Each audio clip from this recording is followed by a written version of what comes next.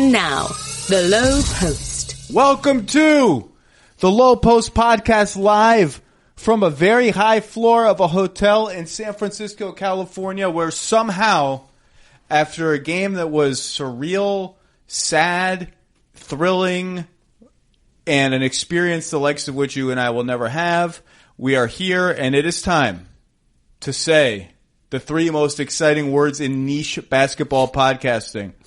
What up, Beck?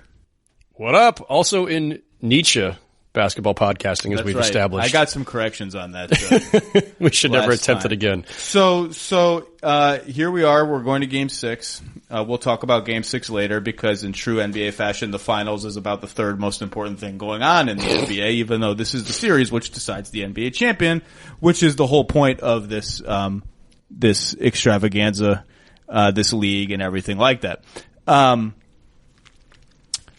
Where 48 hours have passed, almost. I've forgotten where we are. I don't know what day it is. I don't know what time it is. I don't know what time zone we're in. I do know you have a spectacular view of this high floor. Well, Howard, you don't host the Low Post podcast and get an 8th floor room, okay, pal? You get 26th for hosting the niche basketball podcast. I have reached a stage where I'm trying to open my hotel room with keys from other hotels. Oh, I have keys from other hotels just sitting in my backpack, because then it's like I end up finding, like, you get to the airport and you're like, oh, I still got this hotel. I don't want to just like throw it away. I'm going to be at another 17,000 different Marriotts. I'll just return it. But then it just stays in my bag and I forget. So I just have a nice collection. So here's a confession. It did not register to me that Raptors fans were cheering when Kevin Durant was injured. Yes, I'm glad you brought this up, because I was getting killed on Twitter. So here's why. Here's what happened a minute before Kevin Durant got injured. I looked at the video box score next to me on press row, and I turned to Timmy Good Times Bontemps, who was sitting next to me, and I said, man, KD's already played 11 minutes. Like, does that strike you as weird? That's a lot of minutes. Like, he's only been 13 minutes in the game. He's already played 11. It's kind of not what I expected. Yeah. And then he goes to drive on Serge Ibaka. The image is going to be seared into my head forever. I know exactly, like, I can picture the angle I was sitting at. It was diagonally to my left. Kevin Durant falls to the ground. The gasp across press row is audible. Same with ours. I stand up and lean forward to get a better view of what happened. And for about 2 minutes, nothing else is registering to me other than what's going on with Kevin Durant. Is he walking? No, he's not walking. What's Steve Kerr's expression? What's Rick Celebrini, the doctor's expression? What's happening? Who's helping? So the fact that Raptors fans were cheering, I just blacked out everything except the image of maybe the best player in the NBA, someone who is on pace to be one of the 10 greatest players ever at worst, has just crumpled to a heap in a game that was all about should he come back. And now the answer, the question has been answered for us in the worst possible way. So I just didn't even register it. I'm glad you brought this up, because I had the same basic experience you did. I know where you were sitting. You were a couple sections down from where I was. I was more like end zone. Section 116 in Air Canada Center. That's my home. I was 114, and so mine was more of a straight on view down the court from the end zone. And same thing. So he goes down, audible gasps across our section of press row, and I'm like hand over my mouth, literally like going, oh no, this just can't be that. Like, and for a minute I thought, as other people did, like, didn't Serge Ibaka say something like, I thought he lost his shoe or whatever? He goes down where we're sitting. Like, people need to understand this at home. You're watching on your TV, and you've got the close-up views immediately. You've got angles. You've got whatever. I didn't see the rippling close-up of his leg until 2 hours after the game. No, I saw somebody tweeted into my timeline at some point, and then I saw it, and then I thought, is this even real? But the guy waving and all that, like, we don't see that where we're sitting. We're in the bowl. And there's people screaming around us, and there's people sitting in front. And so it's mayhem. You're in the arena. So we are not experiencing the game the same way that TV watchers at home watching on your 100-inch flat screen. So just as you're seeing a better view sometimes than the refs can see of certain plays, they're not seeing what you're seeing. We're not seeing what you're seeing either, people. So to that point, I didn't realize it either. I'm taking notes. I'm looking, I'm trying to keep track of all the same things you are. And then when he finally gets up and is being walked off the court, he's got, the one arm around Celebrini, and I think at that point he's got the other arm around Iguodala, and I saw him look up into the stands our direction, like he's looking up toward the section I'm sitting in, and I thought it was a really curious thing that he made this one glance up into the stands, I think just to kind of take it in as he's walking off. And as he did that, that's when I started hearing the KD chants. So I tweet, really nice moment as Durant gets KD chants as he's walking into the tunnel. I get this flurry of swipes tweeting back at me. Well, you're on fire. That's 2 curses already. My editor said, can you please tell Howard not to curse so we can edit this podcast more quickly? I'm sorry. That'll be my last one. Well, I don't These jerkwads are killing me, like going, why are you being an apologist for Toronto? And you're covering it up. They were just cheering his injury a minute ago. And all of a sudden I'm like, I have no idea what they're talking about. And it's not until post game when people are being asked about it, and then people noted that, Lowry had motioned for people to stop and all this. I didn't see that. Again, I saw none of this. Where we're sitting, you don't see it. We're not watching the TV screen. So our consumption of the game, the way we're taking it in, is just fundamentally different. And so I'm glad people on Twitter let me know this. I wish they'd let me know it a little kinder way and not as part of some grand... That's a good one. Good. That's a good one. Once again, Zach, I am guilty of doing the dumbest thing in the world, which is looking at my mentions. But it's we just didn't know. We're seeing the game differently inside sometimes than you're seeing it on TV, and we're far enough away that little details like somebody like motioning for the crowd to stop or whatever, if I'm not looking where Kyle Lowry is and I'm just focused purely on seeing is he getting up, or maybe I'm scrambling to try to switch the stats monitor to the video feed so I can get the replays. So we just didn't see it. So anyway. So this is not even an interesting issue to me. Yeah. Because if you are a fan cheering for a player getting injured, bad look, not a great look. Gross. Not going to call you a bad person because you've had a momentary slip up in your life. That doesn't make you bad. Just, there's no like, let's grapple with the complexity of the reaction and Toronto might win the championship so the fans are excited and they don't know what to do. No, it's just bad. It's a bad look. You shouldn't do it. It's not an interesting. Also, by the way, there was a breakaway. And so they could have been cheering the breakaway. Like, even in the moment, like, as I tried to process, like, well, maybe they were cheering something else. It's not until I saw replays later that I saw, like, oh, okay, there were some people, probably not all. That's the other thing we do. The crowd cheered the injury. The crowd chanted KD. And we all do this. There's 20,000 people in the building. It only takes, like, a couple hundred doing any one thing for us to then say the crowd. It might have been different portions of the crowd who cheered versus those who chanted KD. Anyway, whatever. Forget it. People, it's that time of year again. Basketball's home stretch. This is where all the hard work pays off when we see who's tough enough to be crowned the champion of the NBA. It's where players are more driven than ever to go further, faster, and longer. And that's what drives Goodyear to make tires that do the very same thing. Goodyear knows that performance is everything, whether it's on the road or on the basketball court. So when it comes to choosing tires, let Goodyear.com help you choose what's best. Goodyear, more driven. This was all leading up to me asking, 48 hours have passed. Where are you on the whole what happened? Is there, what do we know? What did Kevin know? What were the risks? How can we possibly begin to address this now that there's been some time? I don't think we can intelligently analyze a lot of this. In terms of, like, what did he know? Did he know the risks? Did the Warriors do all the right things? Those questions we may not have answers to for quite a while, if ever. And I pointed this out, and I did a podcast a little bit ago with Sam Amick from The Athletic on my podcast, and I said this to Sam that, there's medical privacy issues. So we are not entitled to anything.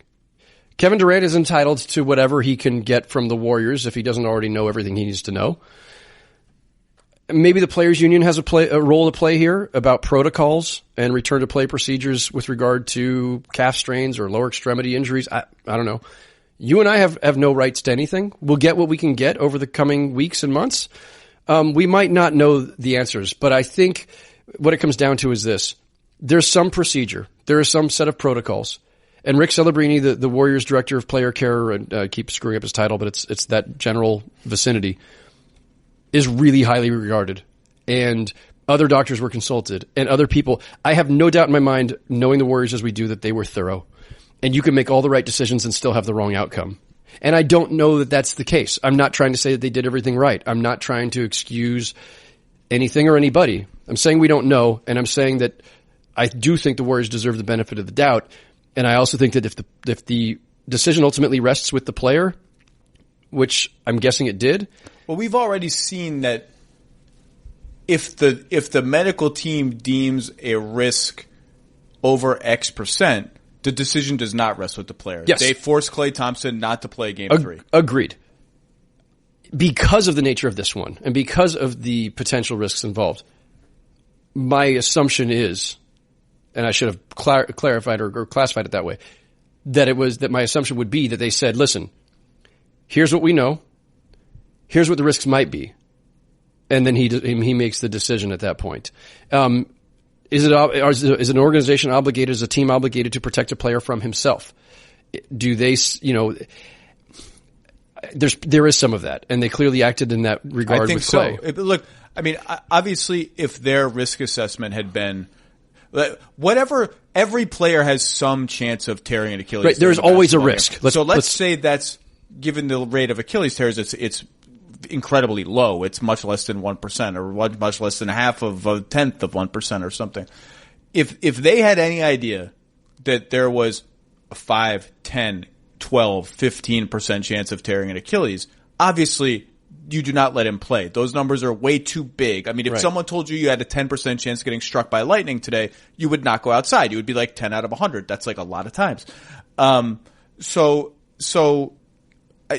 It's incredibly difficult, obviously, for us to recreate exactly how this process works. Exactly. What is the percent chance? What are you actually trying to measure could happen that percentage of time? Are you doing that for all sorts of injuries, an aggravation? I don't know.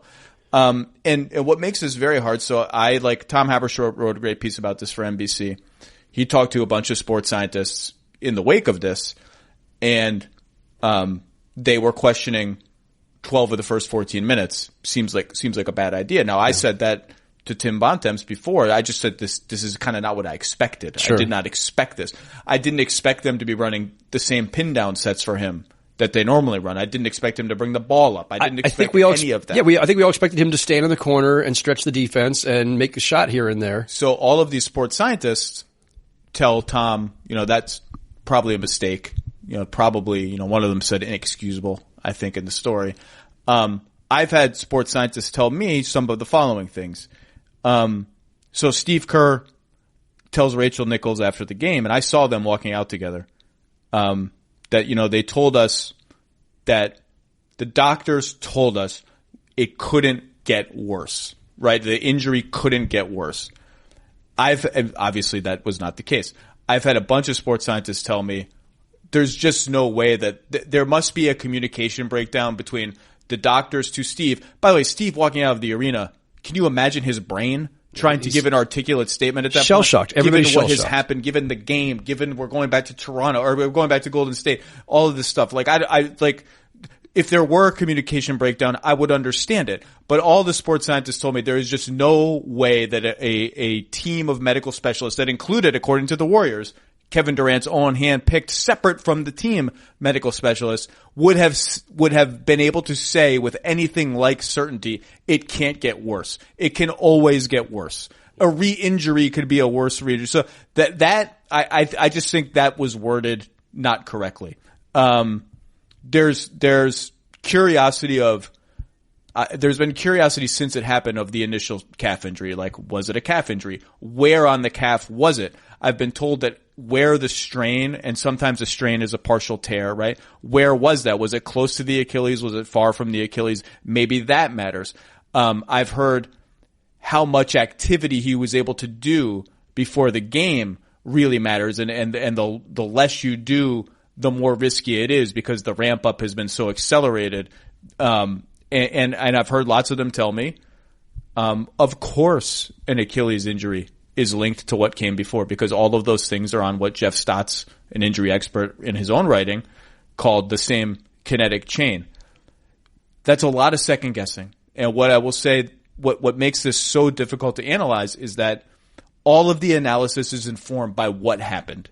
So what happened, And thus the conclusion is there must have been a mistake. They must have gotten it wrong.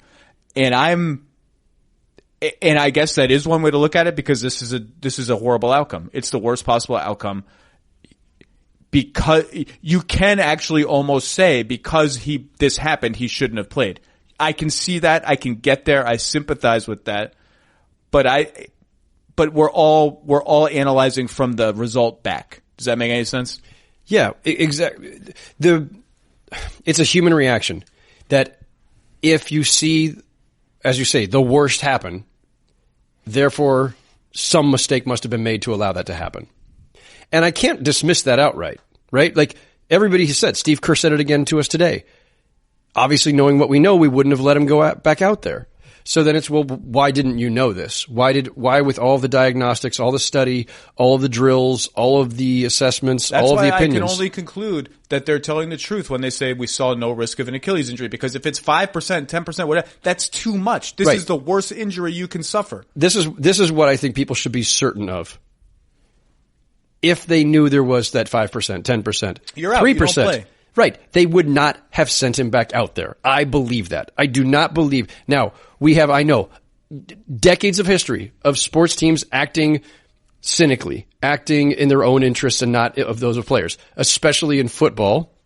There's some famous cases in baseball. I don't know off the top of my head of any in the NBA where this became something that was scandalous or a lawsuit or a grievance by a player saying, no, they put my health at risk. I don't think we're about to see the first one. I don't think that's what this was. I trust that the Warriors did all their due diligence and this still happened. And by the way, that's the world we live in. It can happen. And we're only speculating. We don't have medical degrees and we don't know what they did. But I am certain, knowing the Warriors as we do, knowing who Steve Kerr is and what he's about, what Bob Myers is about, I dismiss outright any suggestion that this was because they pushed him out there because they just were thinking of the Warriors' interest instead of his. I think they went through everything that they could, and we still got a bad outcome. No, and the interesting, you cannot separate the context of the game from the decision. So there was a certain risk level, clearly, and one they were aware of. Okay, there was a bigger risk level than they were aware of, but clearly there was a risk level because he would not have played if it was a regular season. He would not. I bet he wouldn't have played if they were up 3-1. So there was a risk reward level. That's my speculation. Wasn't there also a sense that that Game 5 is what they'd always been targeting? There'd been some reporting around that. I think. I think Sam has reported target. that. It seemed to be there was 3, 4, 5. So clearly, if he wouldn't have played in a regular season game, you are acknowledging that there is some risk, and the reward of coming back to win the finals from 3-1 down factors into that equation as well. You can't separate it from the fact that he's going to be a free agent, and his long-term place on the Warriors is in question. Now, an interesting subplot of that is A, he has a player option. B, the Warriors can and likely, before this, were absolutely going to offer him a 5-year max contract. They still can. C, he has spent this entire year watching the Warriors rehabilitate DeMarcus Cousins from an Achilles tear. And so he's had a firsthand look at how they do that. And he's had DeMarcus Cousins to look at and talk to all year. So, his decision in free agency will not be a complete referendum on all of those things, but it will be an interesting factor into it, right? Like if he still trusts this medical staff after what happened, and I don't have any evidence to say otherwise, and he likes the way they've rehabbed DeMarcus, like that could maybe be a factor in what he decides to do, because he's going to have options. Some of these teams that were going to offer him the max will still offer him the max. I think it was always going to be the case that there was going to be some emotional component, even before this injury, some emotional component to the decision of whether to stay with the Warriors or sign elsewhere, right? Like there was always going to be this sense of, does winning another championship with them, does it bind you to them even more? Does them winning without you have some implications for how you process your decision and whether you want to be back part of it? Like all these things. And now going out the way he did, injuring himself, you can draw a conclusion in either direction. If there were resentment, feeling like, you know what, you misled me or you allowed me to go out and you shouldn't have, then that works against them, clearly. if you felt like they did everything possible and you trusted them and it's just bad luck, and you otherwise think that this is a team that really has taken good care of you or is taking good care of DeMarcus Cousins in his rehab or whatever, or just you want the security of knowing, you don't need the security. Someone's going to give you the money.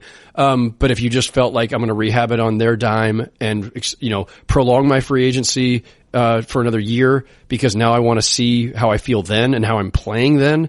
I mean, I don't know. I just think that the human element, the emotional element, aside from the basketball, the contractual, the legacy, the where do I want to, spend the next 4 or 5 years of my career, I think there's an emotional element that comes into play here because going out the way he did the other night, it just casts everything in a different light. And it's incredibly sad, obviously, and the whole finals has been unlike any series ever, and it's to the point where ever. I'm not as excited to see what the outcome is anymore. I'm not, it just hasn't been a normal finals. I mean, you can go right through it. Game 1, Toronto wins relatively easily. Game 2, exciting Warriors. That felt like a final game. Exciting third quarter. Here they go. Iguodala makes the shot at the end, blah, blah, blah. Game 3, no Clay, fake game, not a competitive game. Stupid owner does stupid thing. Feels like a month ago. I'd already forgotten about stupid owner doing stupid thing. Game 4 feels like the knockout blow. The end. Yeah. And then Game 5, KD, and then, by the way, a classic game unfolds after that. It just hasn't felt normal. But let's talk about the series before we get to Anthony Davis, because now we might as well transition more smoothly. It's 3-2 Toronto. On some level, everyone wanted to rush to make they were getting the trophy ready. They were lining the locker rooms with champagne. This is how close they were. I get that. They were close. It felt in the building like the Kawhi run was the last straw and the series was going to be over. That's what it felt like. But 6 points in 3 minutes is nothing. This is not like the Spurs in 2013 being 28 seconds up by 5 or whatever. It's not even close to that. My wife texted me. She's going to be so mad. She doesn't listen to my podcast, so someone's going to have to alert her that this happened. She's already called you out on Twitter a couple of times in the series. She's being very mean to me. She texted me a bunch of exclamation points when the Raptors went up by 6, because she just wants me to come home. Yeah. Like, Ardar's being a pain. Come home. Just help. And I texted her back, there's a lot of time left, and these are the Warriors. Like, 6 points for them they can go on a 20-0 run in 3 minutes. I mean, like, it's not even that crazy. And then she said, you're being Debbie Downer, like you always are. And she's not literally wrong. As that text was coming in, Klay Thompson hit a 3. I'm like, this is why you don't text all the exclamation points. So the Raptors were close. They could smell it. But I don't think that it was a gut punch loss, but, I don't think it's like one of those things that's going to wobble their team. Like, we got that close and it was taken away from us. Okay, so it's 3-2. Toronto is plus 30 for the series overall. It feels like the terms of engagement are now set. There is no Kevin Durant thing hovering over the series. He's not going to play. It feels like Toronto has established itself under those terms of engagement as the better team and that they should win. And if you put a gun to my head right now, I would pick them to win tomorrow. I think they can win on the road. The road team has won the last 4 games. But then let's do a thought exercise. Throw out game 3, which is the game Clay didn't play. The margin now drops to Toronto plus 16 in 4 games, which is still significant, but it's 2-2. It's 2-2. In real games, because that Clay game was not a real game. In real games, it's 2-2.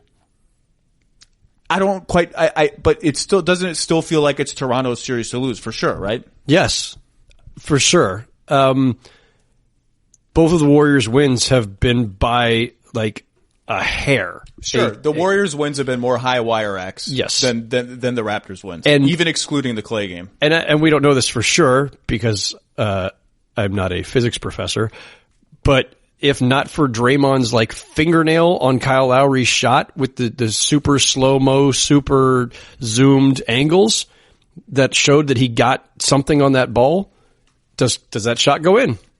If it does, we're not having this conversation. We're not sitting here with this gorgeous view of San Francisco. It's already over. And it was that it's that close.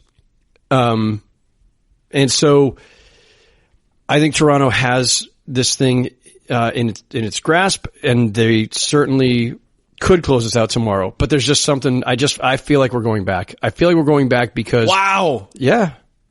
Yeah, I don't even think it's a hot take. No, it's not a hot take. I said wow because it would be incredibly exciting. As much as there's part of me that wants to go have Father's Day at home for many reasons, that building and the Warriors being on the verge of overcoming a 3-1 deficit. So here's the thing. The Raptors have been and are the better team. You can say asterisk Kevin Durant, fine. But they've been the better team. They are the better team right now. And they've got better depth. And the Warriors need absolutely everything to go right to win any of these games and to win again tomorrow. But we now have Clay presumably, seemingly, back fully healthy. He looks fine. Which they did not have a fully healthy Clay. Obviously, they didn't have Clay at all for Game 3. And by Game 4, Steph is gassed from Game 3. So this will be the first game where we've got both of them presumably at 100% and the certainty that there is no KD. And granted, the 12 minutes KD did play the other night were very, very important minutes. And that's what I should acknowledge in saying it's 2-2 in real games is like one of the games was a KD for a little bit game and that helped. Yes, it did. So without him, can they manufacture the same kind of game and effort? I mean, for one night at Oracle with everybody charged up for the last night ever of them playing there, and with the Warriors still fighting for their lives, and they themselves, like, look at the way they got off the court. Now it was tempered by all the sorrow over KD, but in the moment that the buzzer hit, they're bouncing, they're hopping, Steph's smiling, and I think they've gotten Drake's face again or something. But they're feeling good about themselves, and so a home game with the stakes being what they are, and feeling good about the win that they got the other night. All caveats there about KD. Yeah. I think they can win this tomorrow night. And if they do, our Father's Days will be slightly ruined, but we'll get an incredible Game 7 to end what's been an amazing series. And I think, I still think the Raptors will be favored. Listeners, I like anything that can save me time, and SeatGeek has emerged as the go-to time saver for buying tickets to anything, NBA playoffs, any other sporting event, concerts, comedy shows, Broadway shows, more. SeatGeek has all the tickets you're looking for. It searches the entire secondary market almost and puts it all in one place that's super easy to use. It rates every deal on a scale of 1 to 10. It has green dots for good deals, red dots for less good deals. It has an interactive seating map so you know exactly where your seat is, whether anything's in the way, all of that stuff. Every purchase is fully guaranteed, so you can shop for tickets on SeatGeek with confidence. It is by far the fastest and easiest way to find tickets. They help me get tickets to Hamilton, which is a tough ticket to get. SeatGeek will, for now, even give you $10 off your first purchase. All you need to do is use the promo code I'm about to tell you about. You got to download the SeatGeek app, use promo code Lowe, L-O-W-E, my last name, the name of this podcast. Bam, $10 off your first purchase. That's promo code Lowe for $10 off your first purchase on SeatGeek. The level of shot making by the Splash Brothers in that game was absolutely outrageous. And it's going to need to be that way again, I think, twice more for them to win. Right. This is the margin of error thing, right? Like, they have no margin of error. And in fact, it's negative margin of error because they almost need those guys making 60% of their shots. I mean, Clay is 20 of 35 from 3 in the series. And this is just what Clay does in the playoffs. Like, the guy just makes big shots. He rises up in the moment. The 3 threes that they made in the last 3 minutes were just incredible shots. The last one wasn't so much an incredible shot as an incredible sequence of passes to unlock that shot for Clay. But those guys are just balls to the wall, incredible, put them in the Hall of Fame, obviously, shoot. I mean, they're just incredible. They make huge shots. You can never, ever count them out. They have found ways to get free in this series, free enough by their standards. I mean, some of these are against great defense, chasing them around and they figure out that whoever Gasol or Ibaka is guarding, let's run off a screen from that guy because the Toronto big guys don't want to come out and lunge at us. And I think they might have to start coming out and lunging at them or else they're going to get decent looks at threes. And it's just an incredible shooting display by those guys. But the other shot that's the other one I'll remember You know, the Lowry for the championship shot. With 2 minutes and 15 seconds left, the Raptors up 3 after the first Clay shot. Ran one of those sets on the right side where Lowry and Kawhi kind of screen for each other, which are great sets. They always produce good stuff. Kawhi back cut it. Both defenders went with Kawhi. Lowry got the best look at a 3 he will get in the entire series, and it's no one was in 15 feet of him, and he missed it. And that one's going to be lost to history, but I would be like Kyle Korver is still thinking about the left corner 3 in Cleveland, from a couple seasons ago. That one's the one I'll be thinking about. I bet Kyle's thinking about that. Yeah, and you wonder how much that lingers too. I mean, I think, we'd agree this is a really, this is a team with a steely resolve, and the Raptors don't seem, we've talked about this.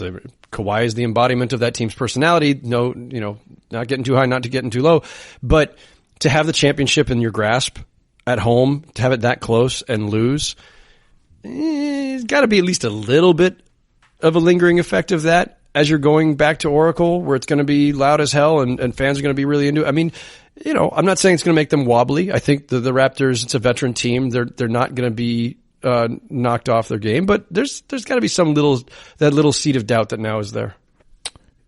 I'm interested in a lot of things about how the Raptors defend the Splash Brothers. I don't know that they have to really change anything because I thought they did pretty well, but pretty well against those guys. Like on a wrong night, it's not going to be good enough. But I looked up the numbers today. The Steph Draymond pick and roll in this series, 1.35 points per possession anytime they run it, and I don't know really. Steph isn't like raining threes on those plays. He's gotten a couple good looks at step backs and stuff where like Siakam, I think, has given him a little too much space. But what's happening a lot is the Raptors are kind of getting caught in between where they'll be Draymond's guy will come up to the level of the screen and kind of take Steph and then kind of get caught in a switch and Steph will just blow by him. And from there it's layup or kick to Iguodala, who hit a couple of, I think 1-3, a big corner 3. Draymond hit a couple.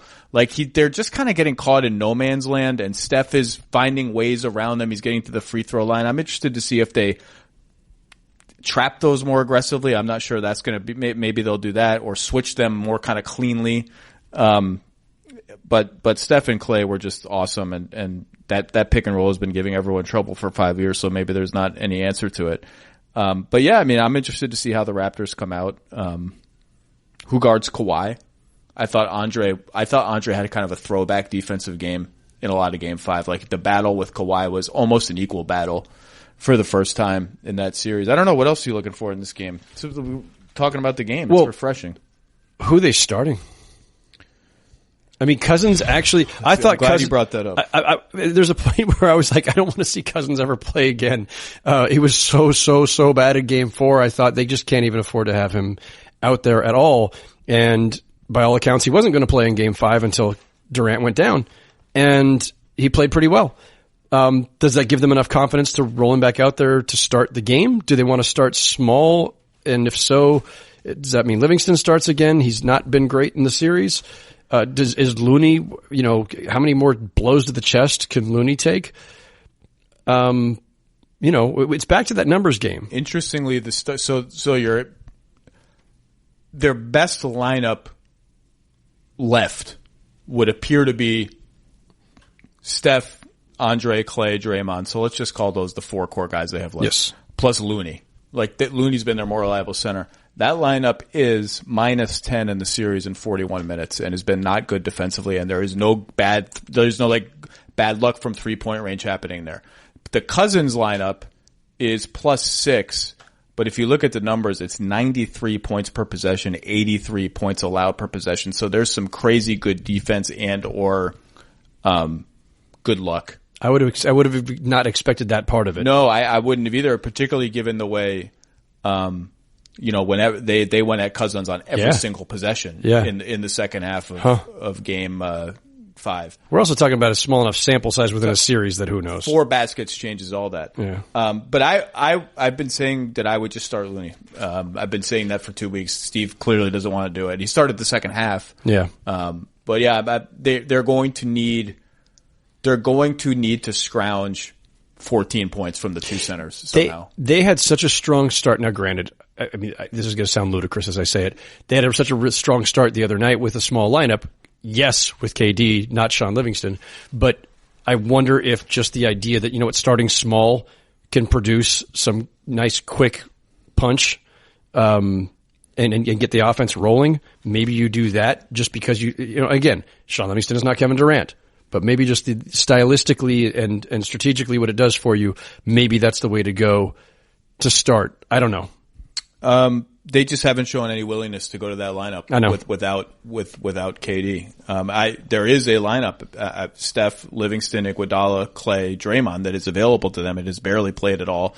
They've played with Jerebko more than they've played that lineup. Another person who should not play again. Well, they're going to say that, and he's going to hit 2 threes. Like, they're just going to need to find 5 3-point shots from these guys who don't hit threes. They're going to need it because they can't get, they can't count on 20 from the splash. Maybe we get the Quinn Cook game. Quinn Cook was so excited today that I put his fake timeout in my 8 frozen moments from Game 5. Now, I don't think a lot of people, he did the fake timeout. I had no idea until I think you tweeted about it, and then I went and I what? And I watched it. It's pretty subtle. He was subtle, but he did the motions that you're supposed to do. Like, he slowed down and appeared to start to pick up his dribble and turned his back to the basket to face Steve Kerr. He was like, oh, show me where it is. So I showed him, and he was like, play the clip. I wanted to see how convincing I was. That's awesome. He was like, I've always wanted to kind of try it, but like, Steph does it a lot, but like, Steph is Steph. Like, Steph can kind of do whatever he wants. Like, I'm just Quinn Cook. I don't know if I'm allowed to defy Steve Kerr calling for a time. I have said this before. If I were a coach, it would be in my playbook. We would have that play. You can only use it like 5 times a year. Yeah. You got to surprise. I would have all sorts of crazy stuff. Did you ever see the barking dog play from like a high school game like 20 years ago? No. YouTube, when we're done, YouTube the barking dog play. All right. It was a baseline out of bounds play, I think. It might have been even a middle school game where the play was one of the players on the offensive team just gets down on his knees and starts barking like a dog. The entire defense looks at him like, what the hell is this guy doing? And you inbound the ball and score. Tell me that would not work in the NBA Finals. Tell me right now, if Andre Iguodala or Jonas, you bring in Jerebko and he starts barking like a dog, you're not getting the layup out of that. I love it. That would be... that would be up there with like Rick Barry's granny shots. Like, sure, it's really effective, but nobody wants to actually do it because it feels less than manly. So yeah, I'm not. You know what though? Nick Young would bark if they still had Nick Young.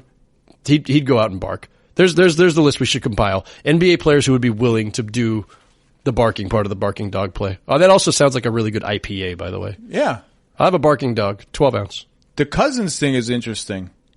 Because how much help you send at Kawhi pick and rolls and all this depends on like how confident are you in the two guys defending the pick and roll. And with Looney, they started to switch a little bit and just live with it. And Looney's good enough that you can hang. DeMarcus is not. No. And so if he's not capable of keeping the ball in front of him, you have to send more help, and that affects everything else that happens around you, and I'm interested to see that. I'm interested to see if the Raptors switch a little bit more. They're missing opportunity. They don't want to switch that much on Steph because I think they just want to pursue Steph all over the floor and keep it simple. But there are times here or there in every game where they could, and it's easy, and there's a defender right there, and they're not doing it, and both of the Splash Brothers are getting threes out of it. And the other thing with Cousins they did one time, they did what I call the Brook Lopez switch, which is like when they could see the Raptors calling up Cousins' guy for a pick and roll, Draymond Green will run and replace Cousins, and they'll shove Cousins somewhere else, and then you got to call up another guy, and you keep doing that until DeMarcus can't get out of the play. But they did that a few times. That was interesting. There has been a lot of interesting basketball in this series. It's just been overshadowed by everything else. It's been nuts. I mean, I've said it many times. You said it earlier. There's never been a finals like this. This is my 18th or 19th finals. I've never seen anything like it. Going all the way back to the beginning of it, frankly, with just the fact that Durant wasn't playing, but was potentially coming back at any given time to change the entire complexion of the series. That alone lent a different air to this one than anything else, plus all the other stuff you've already listed. It's going to be an interesting. I assume the Warriors have something special planned for the last game at Oracle.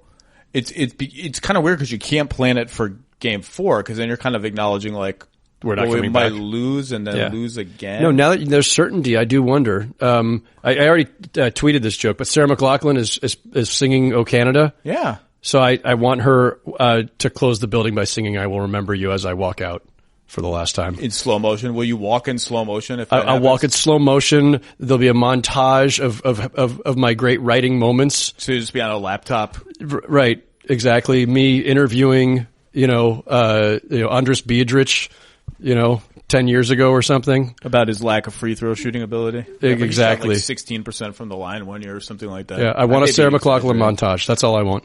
I didn't, the last O Canada, I think, was when they had that 4-person guitar thing. What the hell was that? Before. That was the strangest thing. I love how the national anthem before every game becomes like the most, everyone is very into critiquing and analyzing each national anthem. Like, we should have a guitar national anthem every time. That's the best kind of. What is this 4-person guitar? Oh, that was the longest. This woman is taking too long to sing the national anthem. Everyone has incredibly strong feelings about the national anthem. I normally do not. Both national anthems. But the 4-person guitar thing was the single strangest thing I've ever seen in my life. You can't get past how strange it is. No. They could be making the most beautiful. They look like 4 people sharing a Halloween costume or something. Like it didn't look. It was, yeah, you're right. I don't remember how they sang. I don't remember if it was good or not good. All I could do was just stare and say, I don't know what I'm watching right now. So, I'll tell you what is good. When they just let the fans sing "O Canada." That is awesome. That's good. And they do it very well. Yeah. I got some anthem takes, but we'll save that for another day. I'm trying to think if I have any other final stuff. The Toronto centers were really, I thought, good in Game 5. Serge has had a couple good games in a row that were good. The numbers with Kawhi at power forward, that was interesting how they closed the game without Siakam for the last 9 minutes, are very good. But Pascal is an important part of their team. Obviously, he's going to play a lot and has been good in this series for the most part. So I don't know. It feels like Toronto should win tomorrow. I am picking Toronto to win tomorrow. Don't feel good about it. I think the Warriors are favored. But the sense I've gotten all year from the Raptors is they are generally a kind of an unfazed team. I think they're not a team that's going to be rattled by having gotten so close that you could sniff it. Partly because I think they don't actually think they were that close. They have enough respect for the Warriors. They know 3 minutes for those guys is an eternity. But I think they wash their hands of it. They move on. They're confident. I think that they feel they should win. They should. And that's the appropriate attitude, obviously. Yeah. I guess we have to talk about Anthony Davis. We should. You had a nice story about the situation today. So. Well, I was one of 17 people that participated in that story, but it was mostly Woj. One out of 17, so 1/10 of the ESPN staff. That's here. Yeah, we have a lot of people here. We really do. So it appears like this is, I don't like, we all just lived through this 4 months ago, where we're like, oh, it's the Lakers. Oh, it's like deja vu. Like, here we go, and blah, blah, blah. It appears, it appears, there are somewhat accelerating trade discussions to get Anthony Davis out of New Orleans. The reporting from Woj is that the Lakers are maybe haggling over Kuzma, but maybe not being put in the deal. That the Lakers and or Pelicans are trying to see what the number 4 pick that belongs to the Lakers could fetch in terms of a player in the NBA currently that the Pelicans may want more than the number 4 pick. Obviously, an alternative to that would be New Orleans keeping the number 4 pick and asking the Lakers to trade one of their other players that they don't want for an asset that the Pelicans would want. So that's why you're seeing a lot of Lonzo Ball to X for draft pick X going to New Orleans. It feels like it's going to happen. Brooklyn, the Clippers, the Knicks will sniff around too, but everything I have heard, and this is really interesting, is that Boston is not afraid. Boston is not afraid of Rich Paul coming out again in Sports Illustrated saying they can trade for him. It's just going to be for a year. Not afraid. And I don't see a way that Boston can get him without trading Tatum. And so Now, whether you have to include Tatum and the Memphis pick, which is their only golden chip left, and by the way, the last golden chip they had was the Kings pick. It didn't turn out to be all that golden because the Kings got pretty good. So you never know. That would hurt me a little bit to give Tatum and the Memphis pick if I were Danny Ainge. But you then have a team. If Kyrie still walks, you're asking yourself, okay, Marcus Smart, Jaylen Brown, Gordon Hayward, Anthony Davis, Al Horford, assuming he opts out and re-signs. Terry Rozier maybe off the bench, maybe Marcus Morris off the bench, maybe a mid-level exception guy. How good is that team? If Kyrie walks, how good is that team? That's the question you have to ask. Now, you could maybe you have intel that getting Anthony Davis now changes Kyrie's whole decision.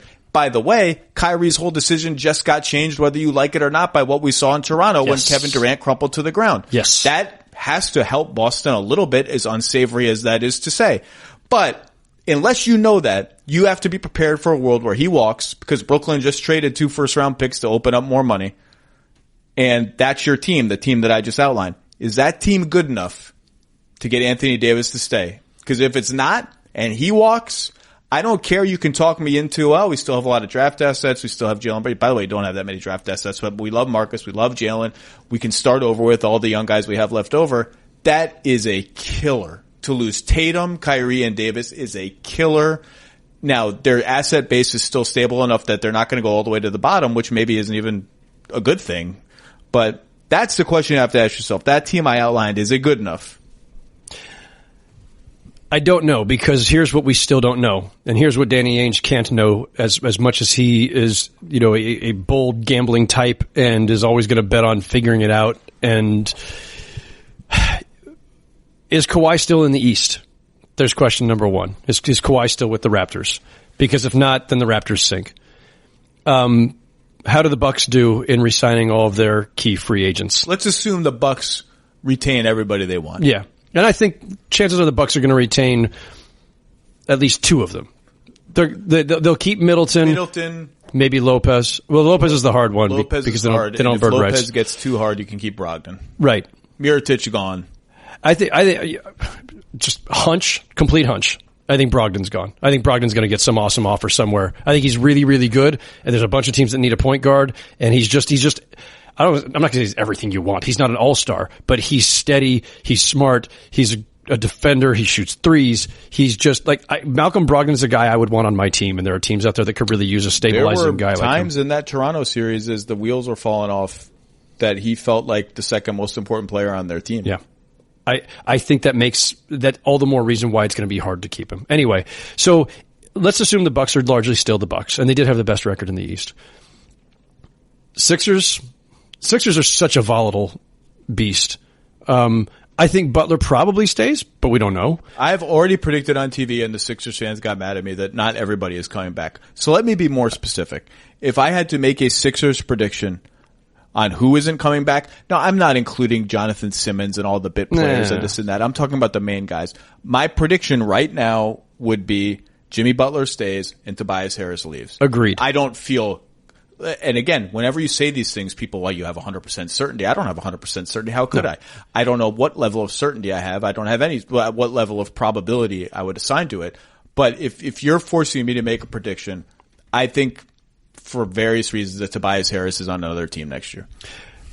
I agree. And it's a feel thing. It's a kind of just like what feels right, what feels logical, what feels, plausible, and given the costs and everything else involved. So does a Sixer team with Simmons, Embiid, Butler, let's assume JJ comes back. How good is that team versus the Celtics team with Anthony Davis, Gordon Hayward, a re-signed Al Horford, Jaylen Brown, Marcus. That's still a pretty good team. And let's remember a couple things. One, Celtics did get to the conference finals game 7 without Kyrie and Gordon Hayward, right? That's like part of the lore now. They got to game 7 against LeBron. It doesn't mean that you could do that again just by eliminating those guys. But we know there's a version of that Celtics team that's really, really good. And Jaylen Brown, we presume, is going to take another step forward. And we also presume that Kyrie Irving, if not the entire reason, certainly not the entire reason, but a large part of the reason that their chemistry was screwy and everything else. Also, by the way, just thinning the herd. Trading for Anthony Davis, by definition, is going to thin the herd. So part of what the problem was probably too many guys who needed too many shots and too many minutes, and Brad Stevens couldn't quite figure out how to keep everybody happy. As a result, nobody was happy. So a different version of that team with fewer stars to placate or fewer young up-and-coming guys to placate might be a stronger, more cohesive unit. The talent will still be there, and Anthony Davis takes them to another level. Is that team good enough to compete with the Bucks and the weird Sixers and whatever is the Raptors? I think they're in the mix again. And by the way, the Raptors had phenomenal chemistry. They have some age issues. We don't know who that team was coming back, even if Kawhi does. And you also, year to year, the chemistry changes sometimes. We don't know if that same magic will last into another season. If I'm Danny Ainge, I'd feel pretty damn confident in the group that you just laid out. I also believe this. I said this to you earlier. The finals, this is this testament to why you take a swing. If there's a chance to get a top 10 guy on a 1-year deal, you do it because Paul George might just re-sign with you. Kawhi Leonard might just lead you to the finals. My first glance at that Boston team, the imaginary no Kyrie, yes AD team, and no Tatum, is it doesn't have enough perimeter shot creation because I can't assume that Gordon Hayward is Gordon Hayward again. After watching him last year, now I assume he's going to be better in year 2. Paul George took a while. Became Paul George again. But I'm just I'm not going to just blanket assume pencil in 25 and 5 Fair on good shooting next season. Maybe, I hope he gets there. Certainly had games where he looked like he was getting there and then had entire weeks where he disappeared. However, they would, Baines just opted in. He's an important part of their team. They would be fairly deep. And that, if your starting lineup is Smart, Hayward, Brown, Davis, Horford, you have a chance to be the best defensive team in the league. In the regular season, that's going to win you a lot of games. In the playoffs, offense, unless somebody pops or Gordon Hayward pops back to being Gordon Hayward, offense might be something of an issue, like dumping it down to having your 2 big guys be so responsible for shot creation is a little dicey, but I may be underestimating that team because of how good it could be defensively. That could be the best defensive team in the league. And we should factor in too, how much more Al Horford is there, to speaking of age issues. But no, on its face, I think that could be a good enough team to be contending and to be in that top 4 again with a chance to go very deep. And look, one of the things that you're doing when you're making a gamble on Paul George or on Kawhi Leonard, or in this case on Anthony Davis, is on, all those other intangibles we talk about. The culture of your team, the strength of your coaching staff and your training staff. And I go back to the quote that somebody gave me back in December, whenever it was, that I finally used in my Kawhi Leonard story a few weeks ago, which was that Kawhi Leonard, another GM had said, Kawhi Leonard is going to end up staying because Alex McKechnie is going to make him feel better than he's ever felt. And we'll see. Load management has produced great results for them, and it's probably made Kawhi feel that much better about his time with them. I'm glad you brought up Alex McKechnie because I want to go back to the KD thing. Mark Cuban had this thread yesterday on Twitter about how we need more study of ligaments and tendons and things that connect other things. And particular study of who is susceptible to what and when and how. Preemptive. And you will hear the sports scientist guys say this, what Mark said in that tweet, that it's as much art as it is science. And that's their way of saying, you're not going to get 100% certainty from the science. You're going to have a feel for each guy and each body part and each guy's injury history and all of this. And a lot of it is going to be your experience and your feel for the situation. And so maybe maybe this is a learning point for the entire sports science community where there was a pretty high level of analysis that determined this calf issue or whatever it was, or calf strain, was not connected enough to whatever to be an Achilles risk. Well, that turned out to be wrong.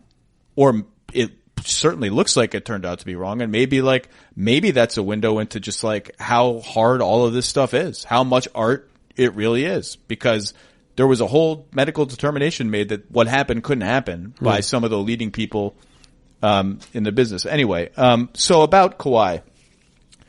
So I do agree. One of the lessons of the Kawhi thing, and I have a piece that's going to come up about this, so I don't want to get too far into it, is like, so about a year ago, I wrote a column about the difficulty the Celtics faced in deciding whether to include Jaylen Brown in a Kawhi Leonard offer.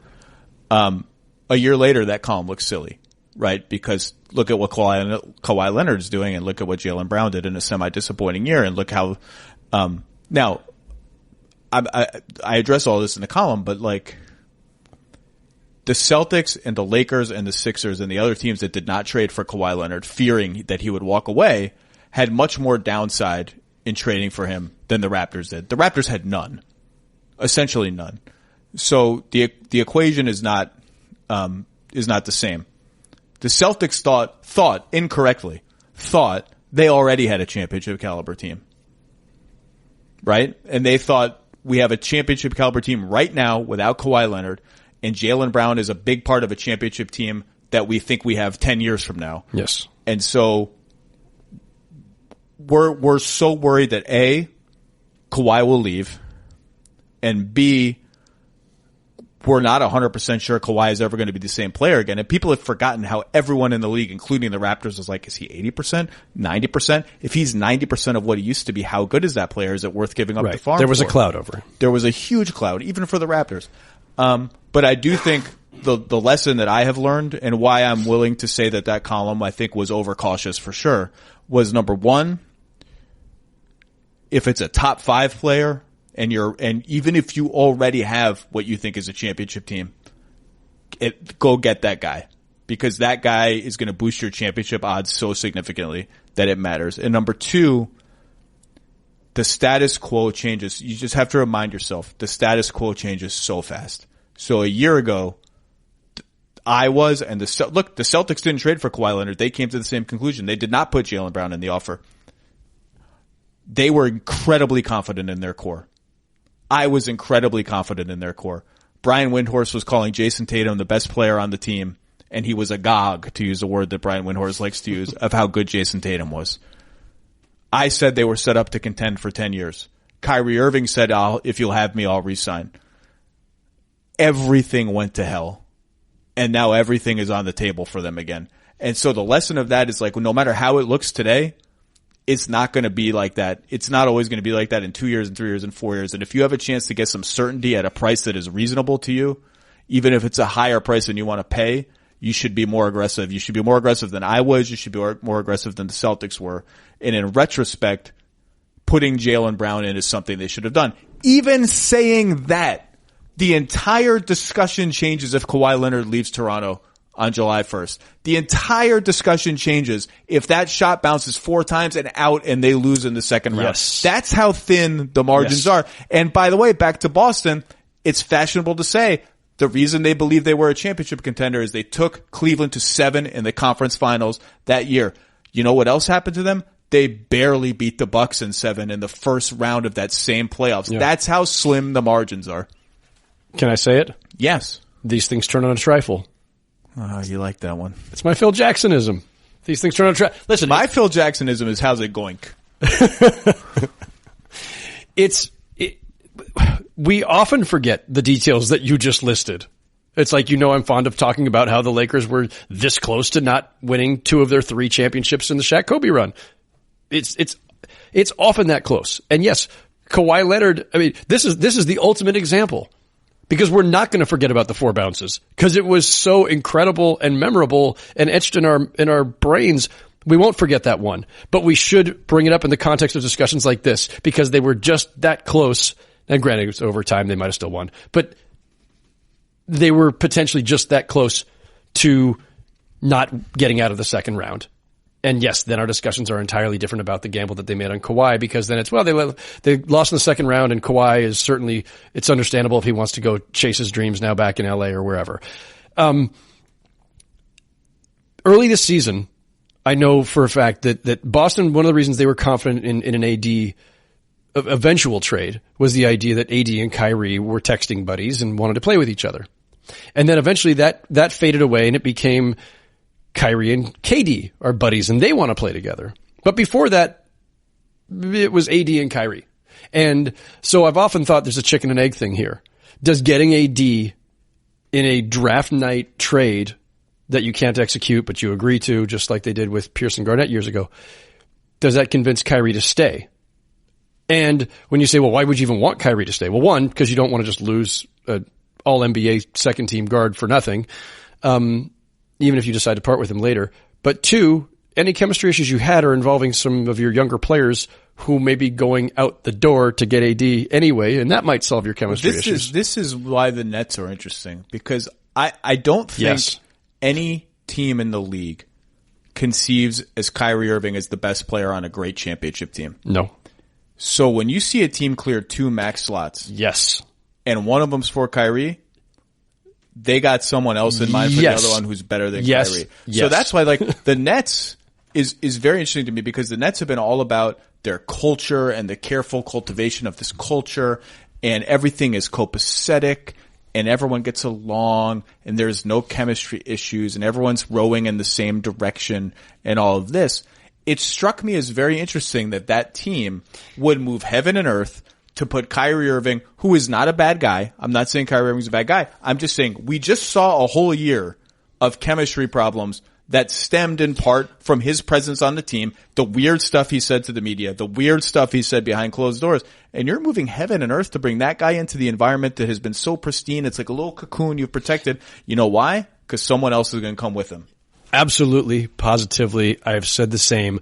The first reaction when you hear that they're making room or that they are making all these maneuvers, or even before they were making those moves and they were just simply tied strongly to Kyrie, you have to wonder, because this is a team that has rebuilt itself over the last few years under Sean Marks and Kenny Atkinson as being a team that's all about culture, all about the right things, all about building a team that overachieved because they had a bunch of high character guys playing for each other.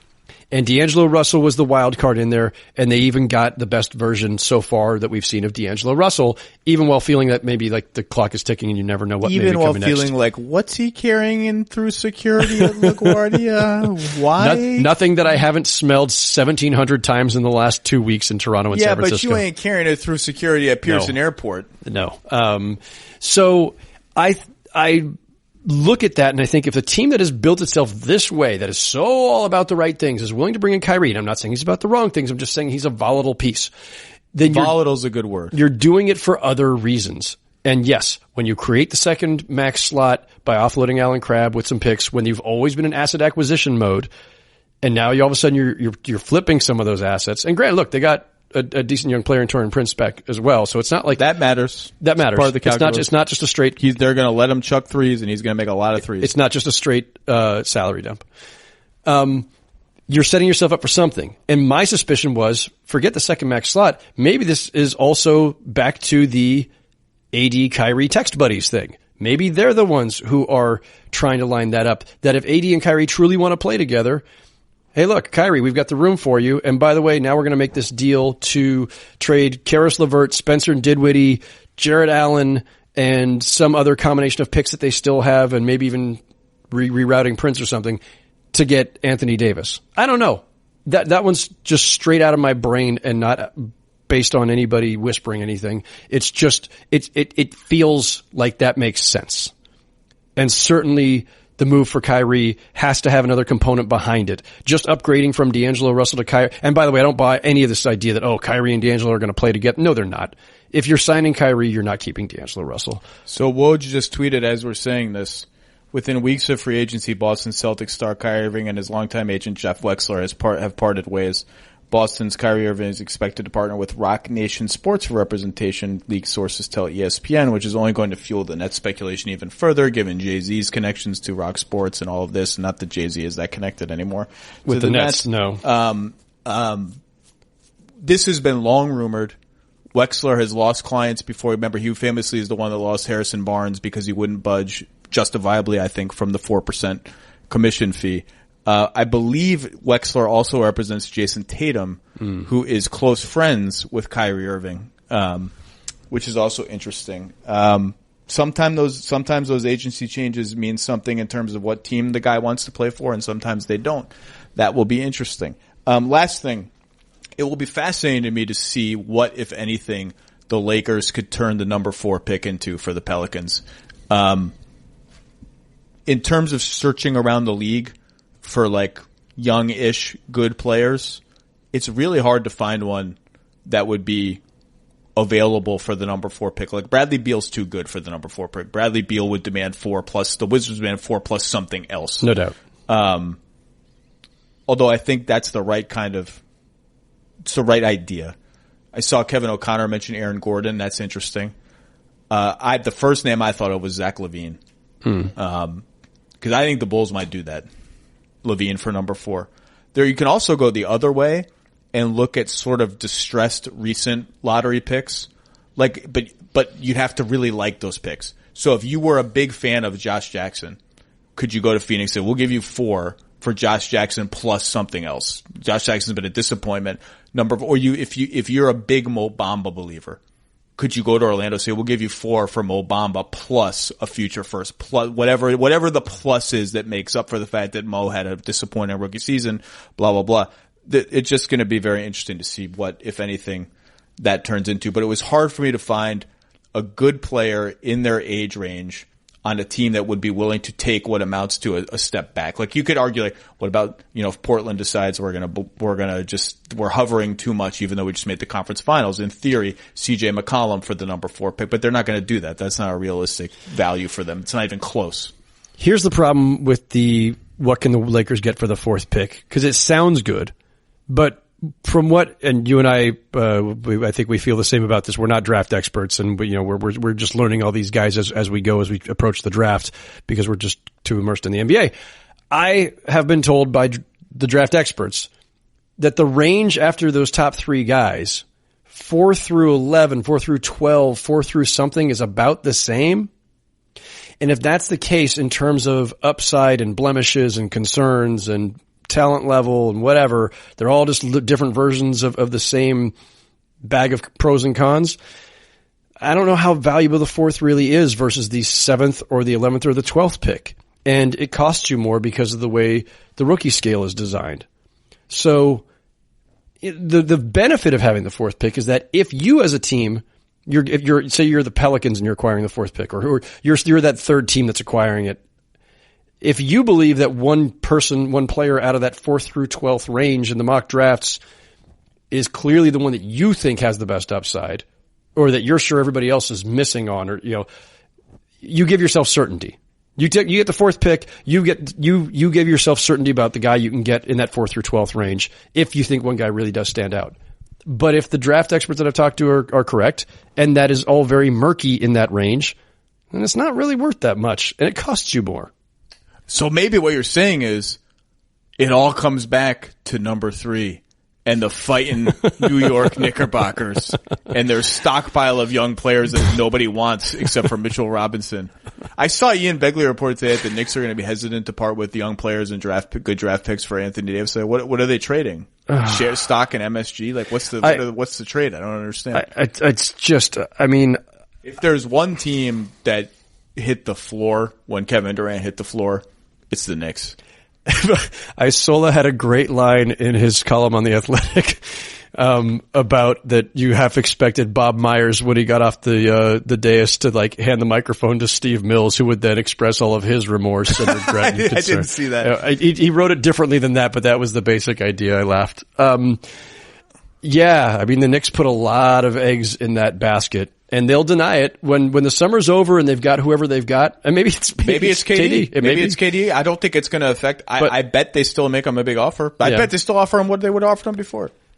Yeah. The one team that may not, and I don't think he was going to go there anyway, is the Lakers. I don't think he was going to touch the Lakers. I don't think that was a real thing. But that's the one team you can look at and say, we can't wait a year. We don't have a year to wait. Here's the thing, and I don't want to get too far down the Knicks rabbit hole, but If the Knicks sign KD to a 4-year max and say, you know what, it's fine, we're willing to wait, and we believe he'll be fine, even though the Achilles is one of the hardest, if not the hardest injury to come back from, you are basically writing off next season also, which is fine. Maybe that you're a tanking year and another high pick isn't the worst thing in the world.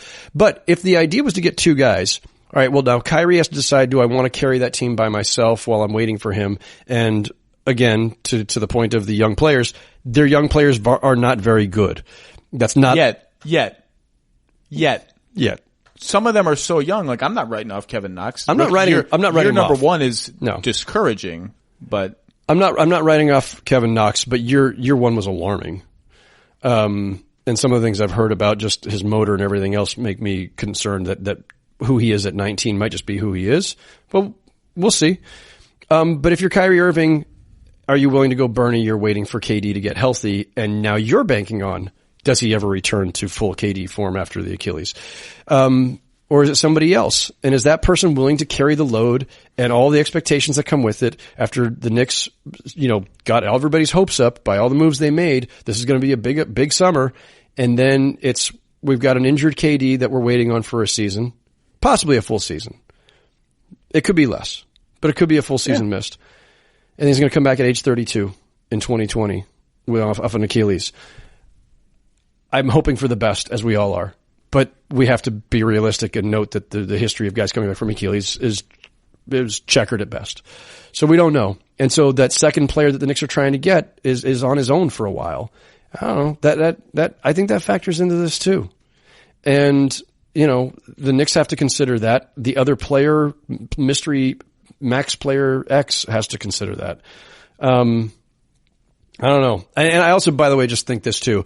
Yes, of course, if you've got cap room, 4 years, 164 for KD, one of the greatest players of all time, I guess you have to do it, but it might not go right.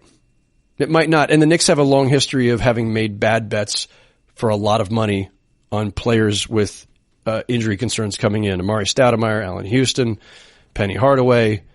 They had McDyess's deal that they had to deal with. Now, McDyess, I don't think there were warning signs there. They just got him, and then his leg blew up. But it's still, they've got a long history of having big contracts on injured players that have hampered them.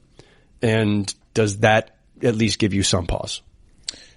Well, let's pause here because we do have an NBA Finals to sort out. We will be at Oracle Arena for the very last time tomorrow. Howard Beck, the people always love when you come on. Thank you for your time, and we'll see what happens tomorrow. Game 6. Thanks, Zach. Yeah, can't wait.